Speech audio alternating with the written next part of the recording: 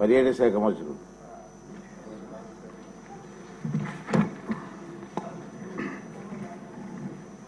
అధ్యక్ష, ఏ ప్రశ్నకి సమాధానం?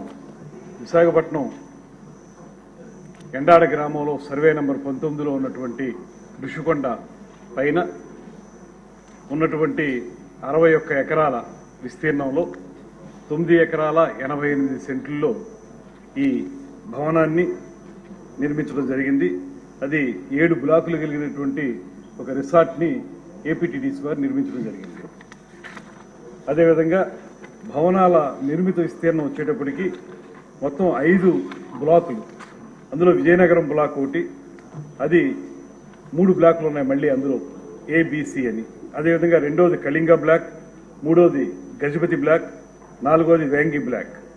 వీటికి సంబంధించి అన్నీ కలుపుకుంటే 1,45,767 చదరపు అడుగులు మొత్తం ఈ నిర్మిత విస్తీర్ణం బిల్టప్ ఏరియా అయింది. దీనికి సంబంధించి మనకు అయినటువంటి ఖర్చు 222,92,92,00,000. ఇది దీనికి సంబంధించింది. ఇక భవనాలు కాకుండా చేపట్టినటువంటి అంశాలు ఏంటంటే hard scaping, slope protection works, వీటన్నిటికి కలిపి చాలా వర్కులు చేసిన దానికి సంబంధించి మొత్తం 186,47,00,000 రూపాయలు ఖర్చు పెట్టడం జరిగింది.